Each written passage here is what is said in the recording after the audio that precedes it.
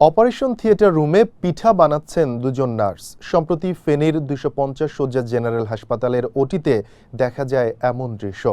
ঘটনাটির video সামাজিক যোগাযোগ মাধ্যমে ছড়িয়ে পড়লে ব্যাপক সমালোচনার মুখে পড়ে হাসপাতাল কর্তৃপক্ষ। স্পর্শকাতর স্থানে এই ধরনের কর্মকাণ্ডকে চরম দায়িত্বহীন ও শৃঙ্খলা বিরোধী আখ্যা দেন নেটিজেনরা। বিষয়টি নজরে এলে নড়ে চড়ে বসে সংশ্লিষ্ট অধিদপ্তর। এবার এই ঘটনায় অভিযুক্ত হাসপাতালটির নার্সিং সুপারভাইজার কল্পনা রানী মণ্ডল ও সিনিয়র স্টাফ নার্স রানী বালা হালদারকে সাময়িক বরখাস্ত করল কর্তৃপক্ষ। RICL TMX, যুগের পর যুগ স্থাপনা থাকে মজবুত।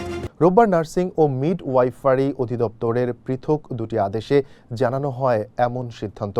ওই আদেশে বলা হয়, হাসপাতালের লেবার ওয়ার্ডের অস্ত্রোপচার কক্ষের অভ্যন্তরে গ্যাসের চুলায় রান্না করা চরম দায়িত্বহীন এবং শৃঙ্খলা বিরোধী কাজ।